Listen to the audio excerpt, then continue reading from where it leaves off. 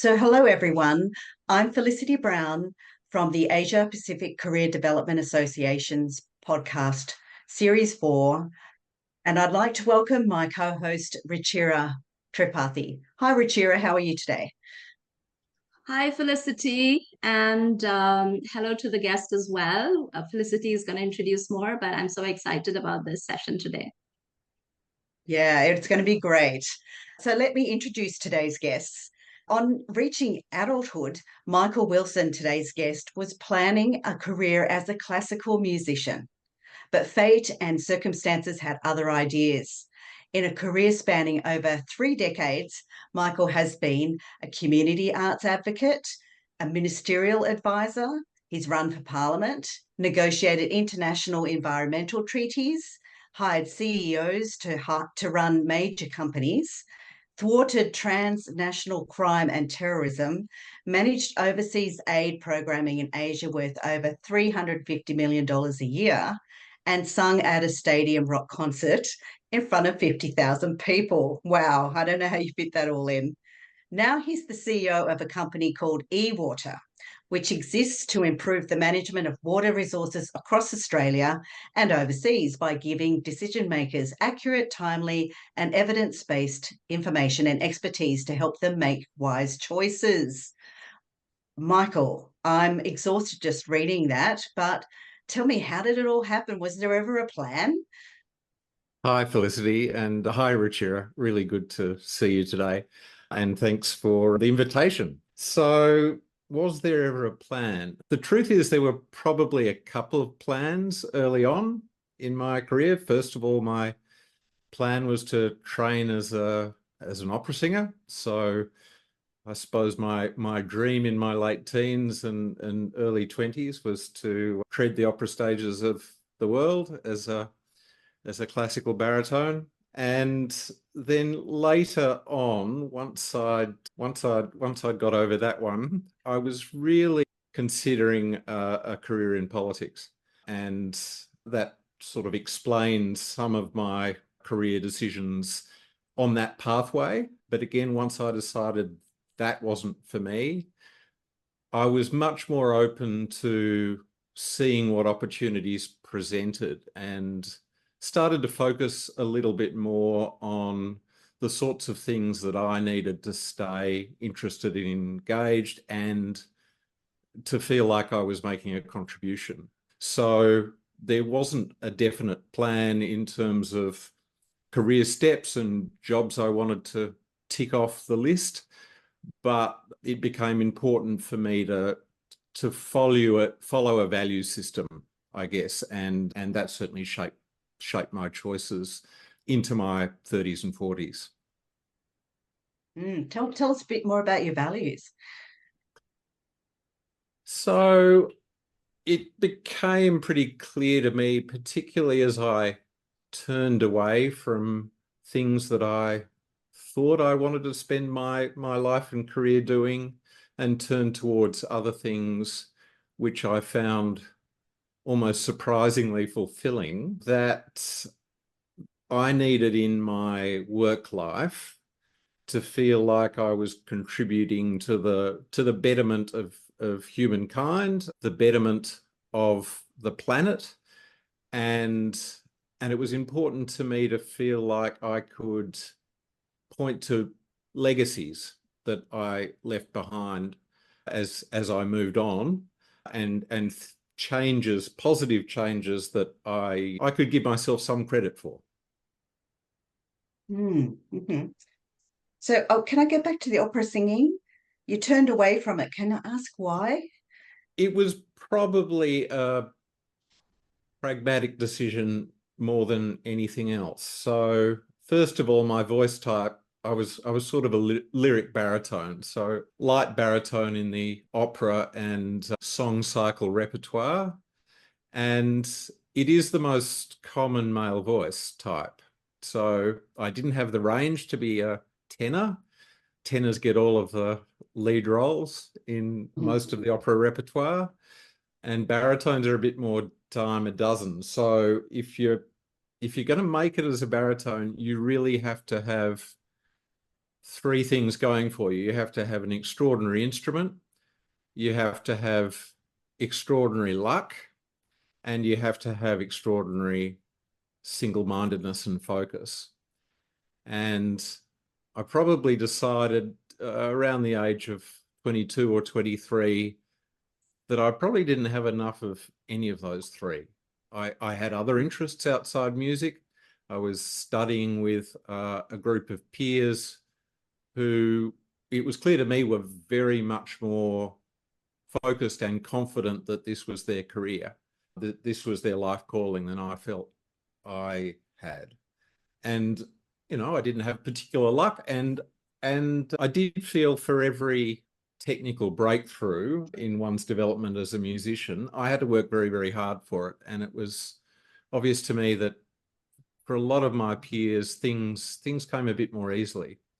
So I kind of decided that I would need to feel a more natural fit as a professional musician than I felt as a full-time student.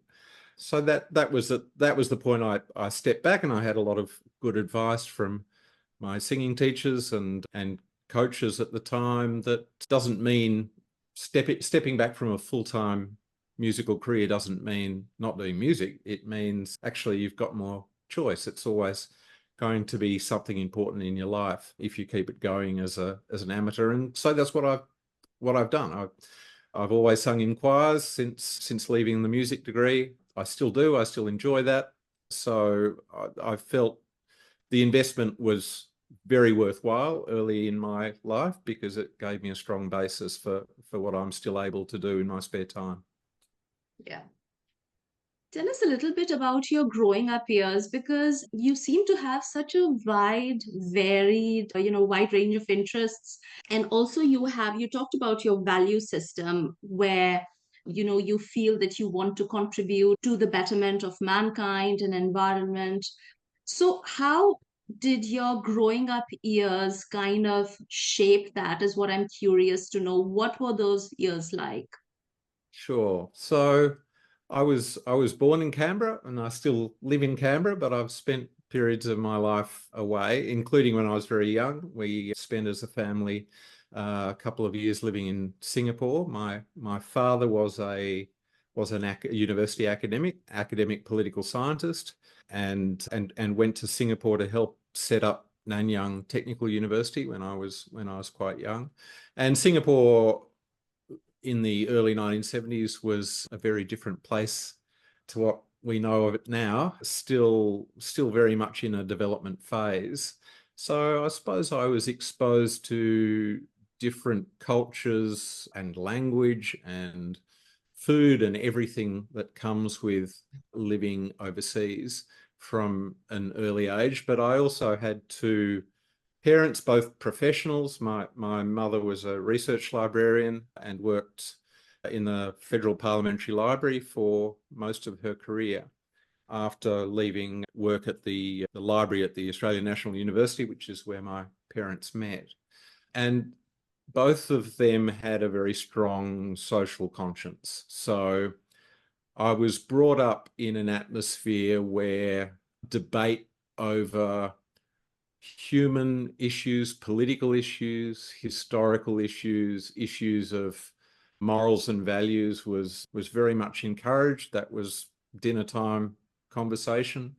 My parents encouraged me into that, didn't seek to screen me from, I suppose, adult conversation that might have been happening between them and their friends in the context of our household. And I was an only child as well. So if you're an only child, you learn to engage, I guess, in adult conversations because there aren't the distractions of siblings to play with all the time. So I embraced that and continue to have a great deal of respect for the values that my parents based their careers and behaviours on, and which guided the way they interacted with other people and what they spent their spare time on. So in retirement, both my parents spent time on refugee action issues, on Indigenous reconciliation, on building up the confidence of the next generation of academics. So that was very much the context that I lived with.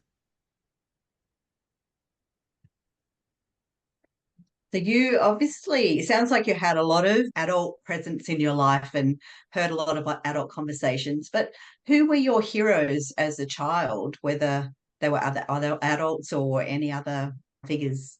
So my heroes as a child tended to be political figures in history, and that changed over time based on the more I read about people, and current, I suppose, current prominent figures.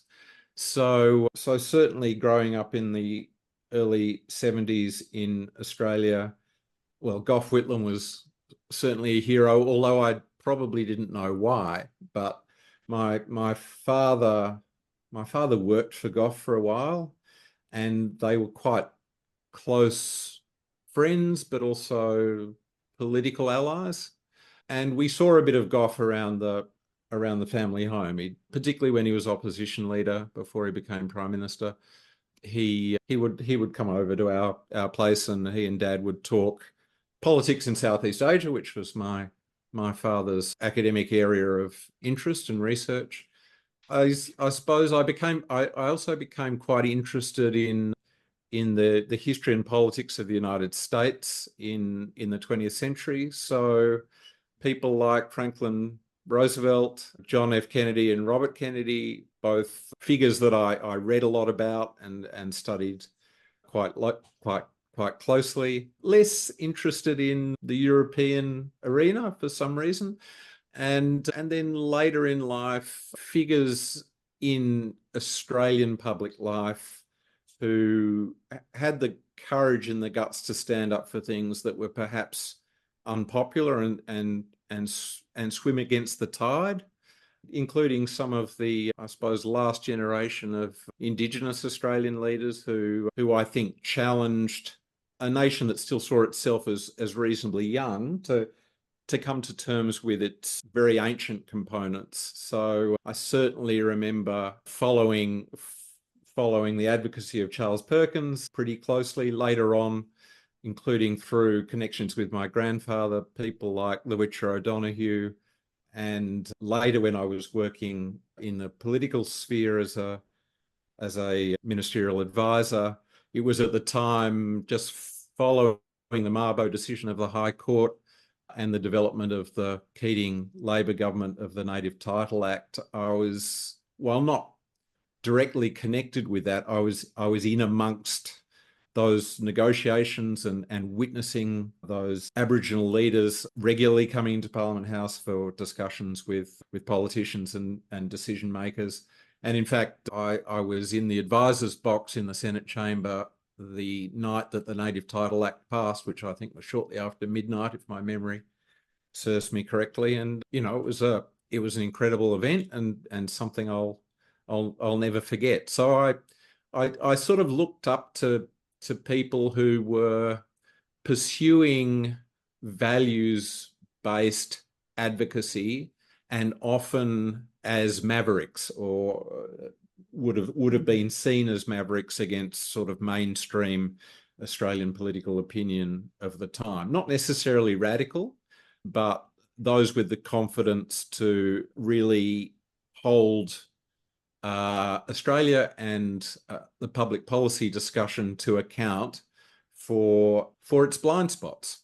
Seeing these public figures, but also understanding them in their private lives and how they drew a balance between those various roles was an important education for me. Yeah. Yeah, certainly running in some esteemed circles there. Can I take you back to high school, your schooling years, and sort of moving on to university? Tell us about, what you thought your career was going to be like, if you had some ideas back then, what you were following, where your interests were, including, of course, you have a lot of that influence from your family and the circles that they were in. But tell us a bit about your journey around your schooling years to university. Well, I do remember very early on thinking it'd be quite fun to be a fireman. Moving into high school, I tended to switch my ideas quite a bit and quite regularly. And that was in response to exposure I had to individuals and roles that I found interesting or which were new to me. So I did think for a while about being a high school teacher. I had some, as I think most people do, I had some completely remarkable teachers in high school who influenced me hugely. Certainly a couple of music teachers, one English teacher in particular who I had throughout years 11 and 12, who was quite an extraordinary individual and very, very sort of left field in a way.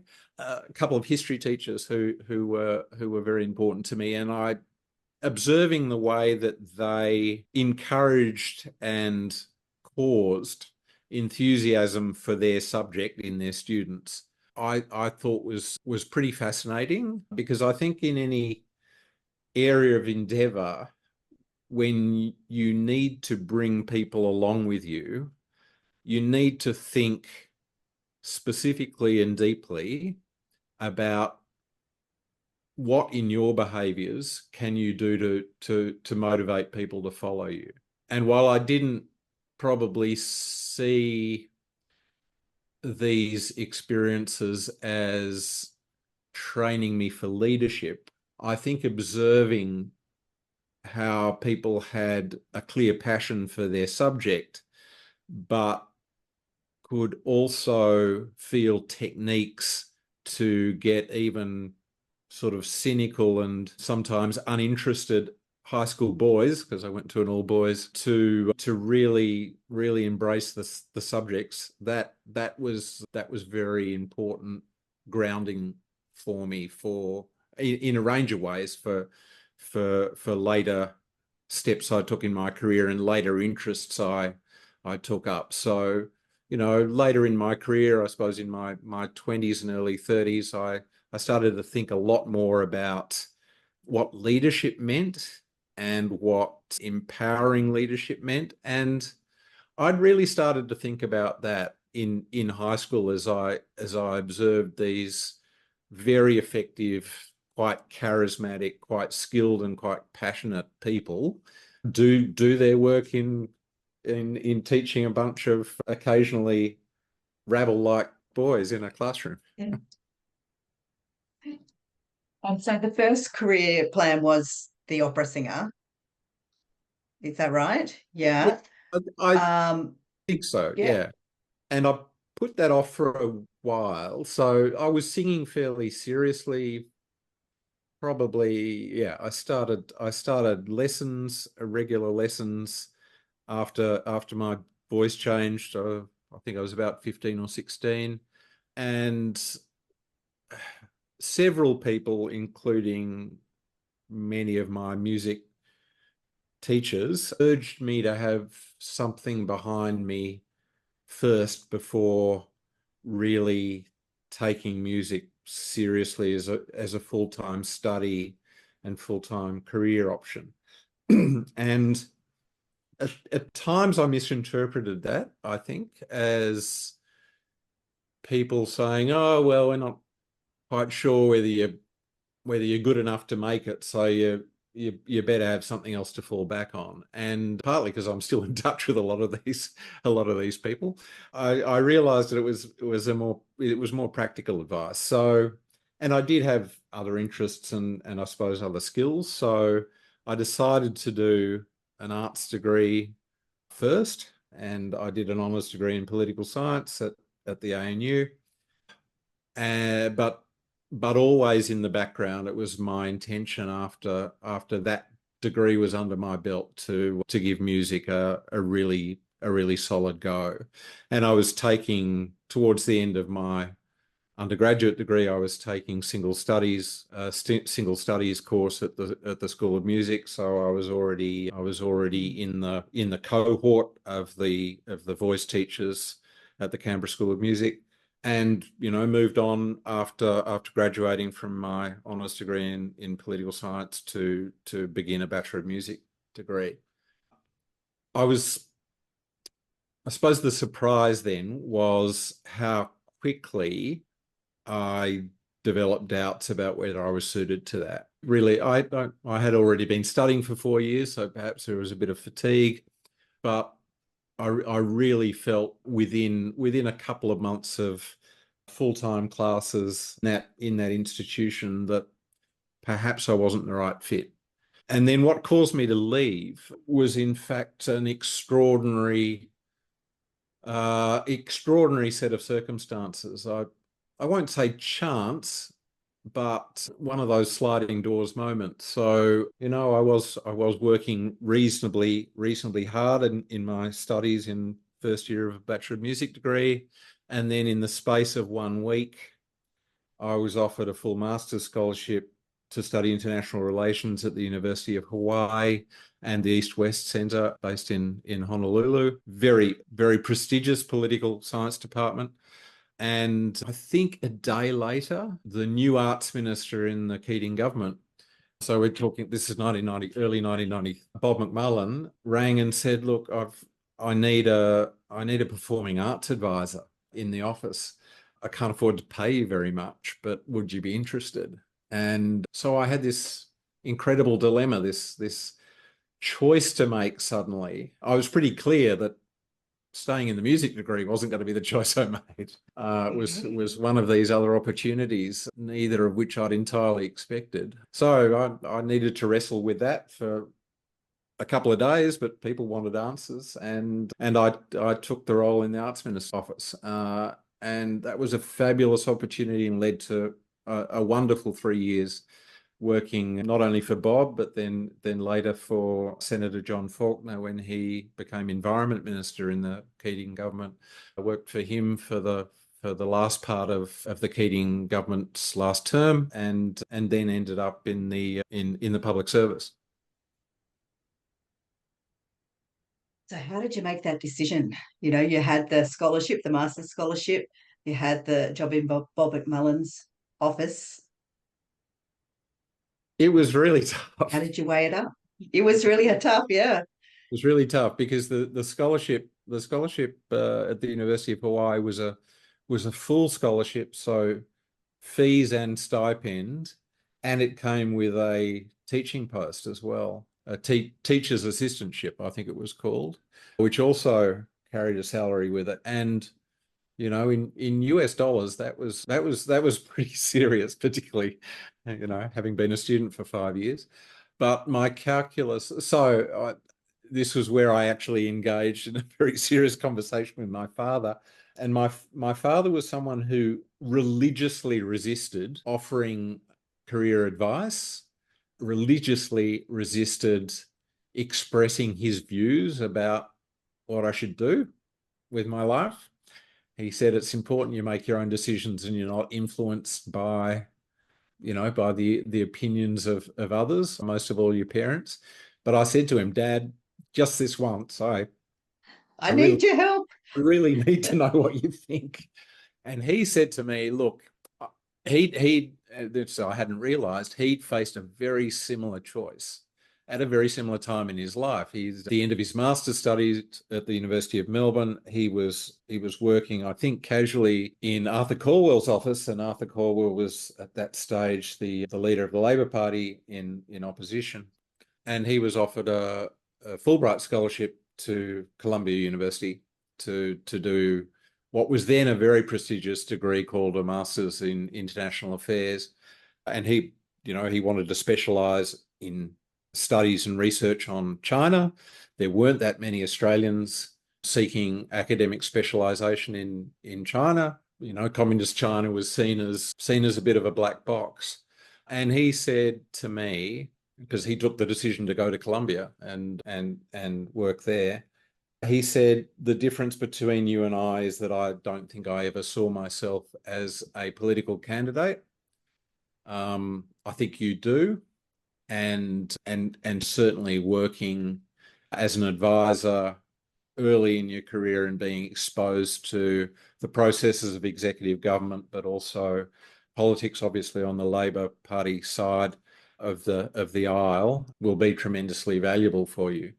I took that advice pretty seriously. I still think I made my own decision, but it was very useful to have that sort of perspective and counsel. So that's what I did. And my calculation was that opportunity of the two opportunities, that one was the one that was least likely to come my way again. That, if I'd got a few good years of a career under my belt, particularly in a related discipline, that going back into an academic pathway should be even more possible.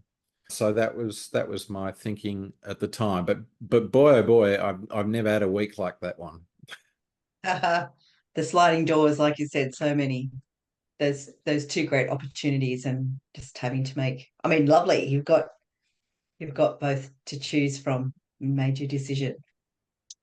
So if we can jump forward, Michael, to more recent career decisions and changes for you, I'd sort of like you to give us your highlights and how you ended up in those different careers, whether they were things you decided or whether it was a bit of happenstance, perhaps. I went to work for the Federal Police, which was kind of weird. Another of these sliding door moments. So I was working in an executive recruitment firm, my first period out in the private sector. And that firm decided to wrap up its executive recruitment business and focus on other areas of human resources work. And one of my colleagues said, "Oh, there's this policy advisor job in the Federal Police. Would you be interested in putting your hat in the ring?" And I said, "Oh, Federal Police, I know nothing about law enforcement. Maybe I'm even a little bit suspicious of some of the motives."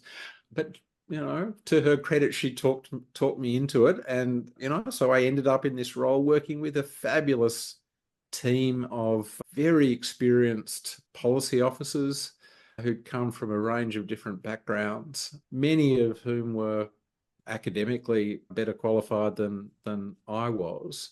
But it was just a tremendously dedicated, fun, intelligent bunch of people to work with. And at that stage, the Federal Police were on a rapid journey. So we're talking just after the Bali bombings.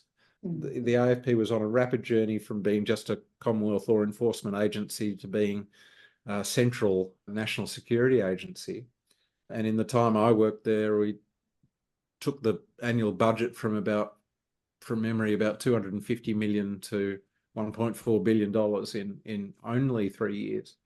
And, I had a lot of involvement in those budget strategies. But we had an executive and a commissioner at the time, Mick Kelty, who saw absolutely the importance of the AFP being able to play strategically and convincingly in the national security discussion and, operate as an equal player with the Department of Defence and Immigration Department, the intelligence agencies around the table at the National Security Committee of Cabinet.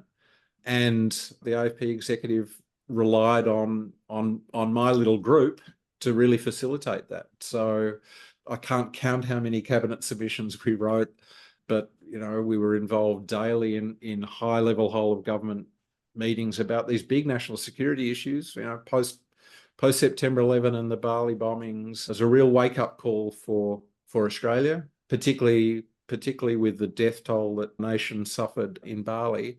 Really was changing the mindset, and the Howard government was very much of the view that we needed to build much greater capability in that area, and very, very quickly.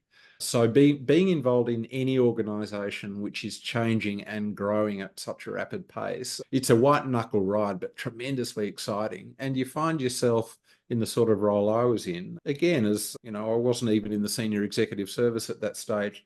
You can have tremendous influence, and with that comes great responsibility as well.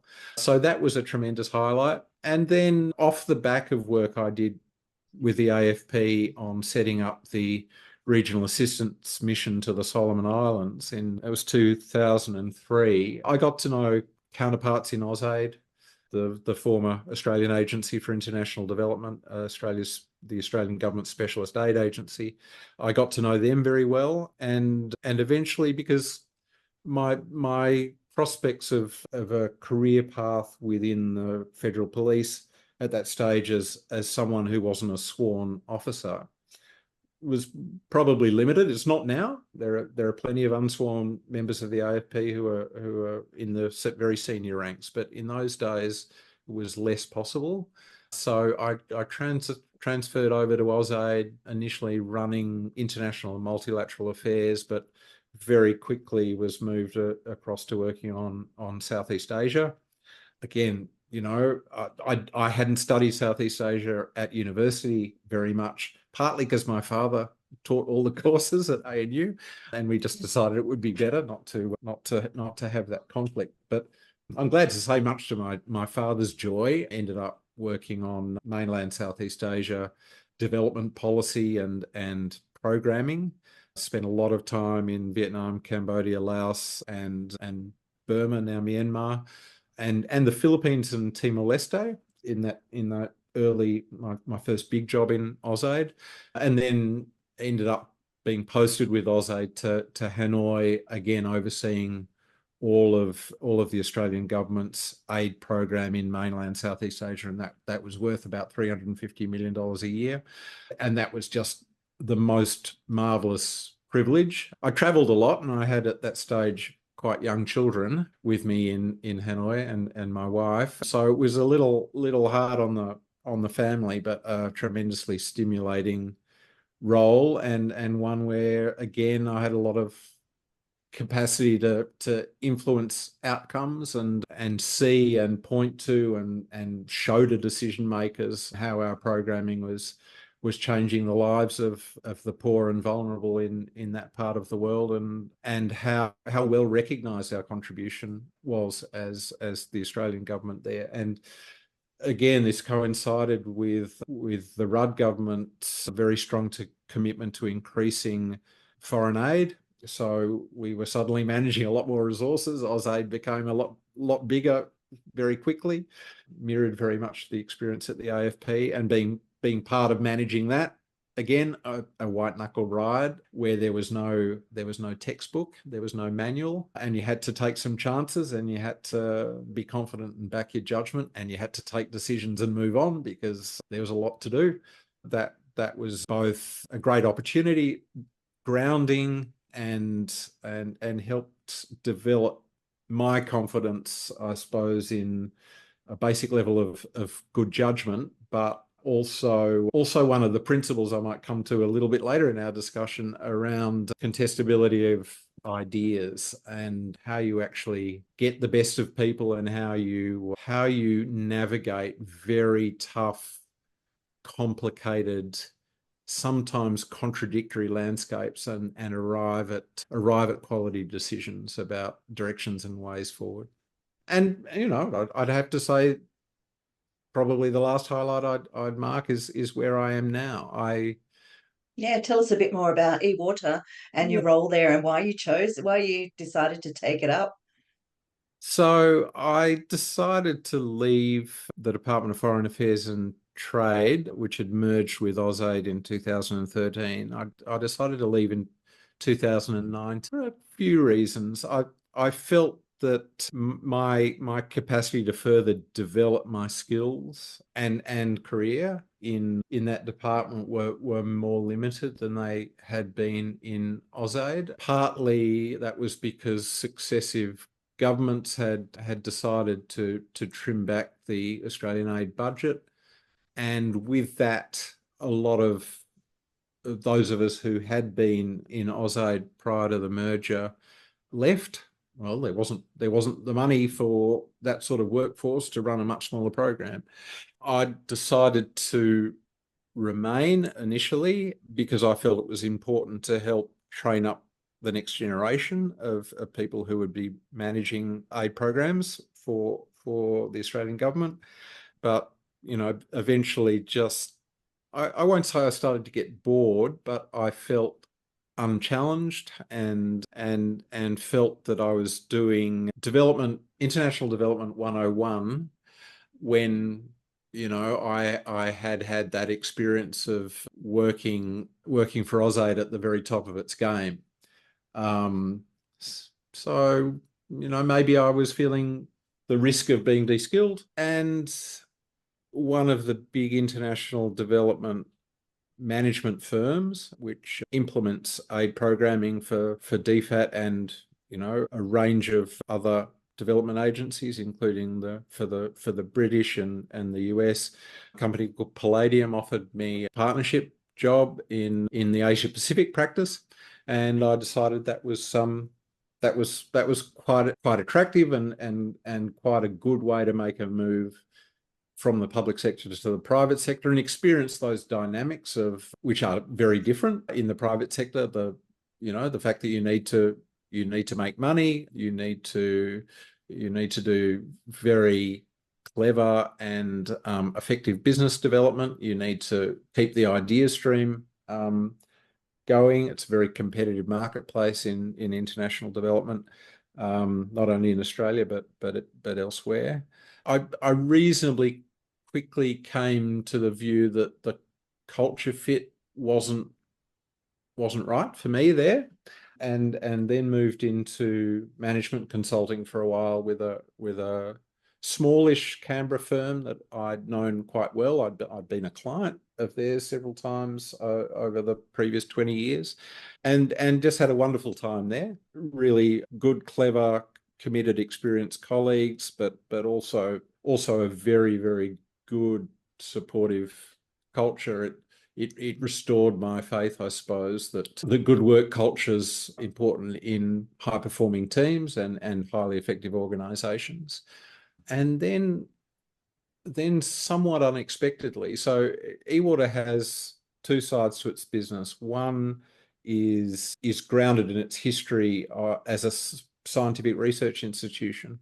Started off life as a cooperative research centre, but at the heart of eWater's original business, and still at the heart of our business, is hydrological modelling software. So software and advisory services around the modelling of how water behaves in Australian river systems and predicting the effects of both high flow and low flow scenarios and everything in between, how that might change as a result of climate change, now how Indigenous water knowledge and water rights play into decision making. So essentially that side of the business is about supporting decision makers to make good decisions around water resource management. The other side of the business is international development, the work that I knew pretty well from my time at AusAid and DFAT. So I came on board, I got a call, incidentally and mostly coincidentally, from Bob McMullen, who had been my first boss. How interesting. Everything comes full circle. Government. 30 years later.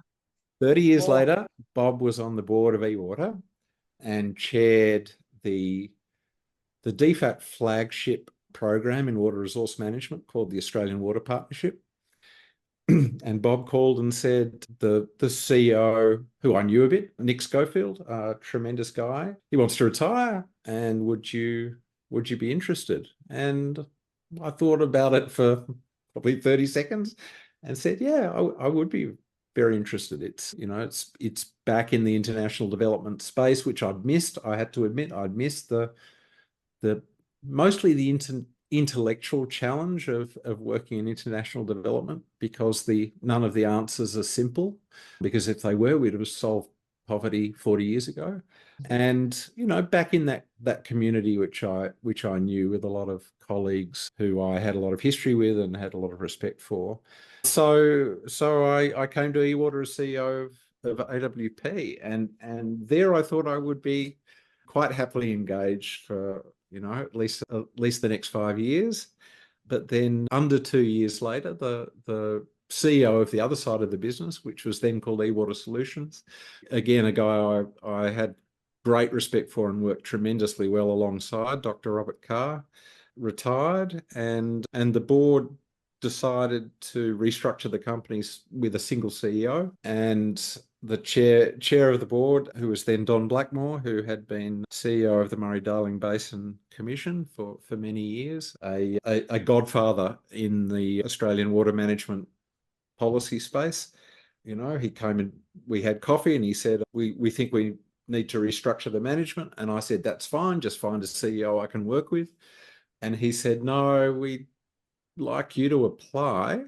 And I said, I don't really think I'm qualified. You need someone from the Australian water policy community or the scientific community to run e-water. And I'm quite happy running AWP. And he said, well, I'd like you still to think about it and put in an expression. I said, well, that's very kind. Okay, I'll do that. And then, long story short, the board appointed me. I was slightly daunted to begin with, but I came around to understanding Don and the board's logic, and that really is about water wherever you're talking about water management and how water is allocated. It's a highly political question, particularly in a water scarce environment like Australia. And they appointed a political scientist, and now that makes sense. I just got two more questions for you. If you reflect back on your career success, what do you think are the key things for you that's enabled you to have this marvelously diverse, successful career? Yeah, so Felicity, I think one is not planning too doggedly, because I think if you have a definite career plan, I suppose part of me is envious of people who feel they have a calling and have a very confident line in terms of where they want to take their career. Maybe I was a little bit like that early on, but I found by not planning too doggedly, I've been open to doors springing open that I would never have expected, and more confident about walking through those doors than I might have been if I had a very set plan in my head, and mightn't actually have noticed the doors opening. Things that I can't imagine now not having done, but I never could have planned for, either because they happened by chance or because they were left field and unexpected. The second thing I think I've learned is not to sweat the small stuff, and not to try and take career setbacks in your stride. So I have had some career setbacks. I've made some moves which haven't worked out, but you learn from those too. You learn more about what you need to be happy in a career. You learn more about what you need in order to be fulfilled and enjoy work. We spend an awful lot of time working in the average career, so it would be helpful if you enjoyed most of it. And it's made me very conscious of the red lines, things I won't put up with, things I might have put up with when I was younger, but I won't put up with now, in terms of behaviors, conflicting values, those sorts of things. And I think probably the last thing, and I alluded to it earlier in our chat, the value of nurturing an atmosphere of contestability of ideas, so that everybody in your organization or team, no matter how long they've been there, no matter what level they are, feel empowered to put their viewpoints and ideas on the table, and are rewarded for doing that, and are encouraged by, particularly by their supervisors and bosses to do that. And the reason I think that's important is that maximizing the perspectives applied to a particular problem or set of problems or a particular challenge firewalls you against missing things. It's actually a really, really good risk management strategy, because you've got the best chance of having thought of all of the scenarios and all of the possible pitfalls before you arrive at a decision and a preferred way forward. And that really is, if I've got a management or leadership mantra, it's that one. And it's a mantra that I recite in my own interests, because I feel better defended. I feel trust and risk is better managed when we have that sort of atmosphere in the workplace, and it allows everybody to feel that they're contributing, and it gives people permission to be creative, to think outside the box, to innovate, to test the odd crazy idea and take risks while being properly supported by management. Yeah, that would be the advice I'd give any sort of up and coming leader or incoming CEO. Yeah, great. Thank you. Richard, anything from you? Well, I've been listening to what Michael has been sharing, and I was thinking, I mean, we started with your values, and I feel that you have the career that you've shared so far, you've kind of lived everything that's been important to you. You've lived culture, you've lived politics, you've lived, impact and influence, environment. So whether it's been planned or it's not been planned, I mean, subconsciously, it's kind of all flowed. And you have, still many more years ahead of you. So it's been really, thank you so much for sharing this. I mean, it's been so fascinating just listening to you share with us about your journey and some of the challenges that you had to face, the white knuckle times. And yeah, I really appreciate your time today and all the information and nuggets that you've shared with us. Yes, well, I just feel what I've experienced in my career has been a tremendous privilege. I just feel so lucky. I couldn't have predicted probably 85% of it. But I have had a fun career. I've really enjoyed it. I found it rewarding. I can point to legacies and positive change that I've been part of, and that's a pretty good feeling, really. And that to sounds really like an amazing career. and to really good people who are coming up behind, and hoping that I've modeled behaviors that are useful for them, and that I've helped talented people advance their own careers. Wonderful. Well, thank you very much for sharing all of that.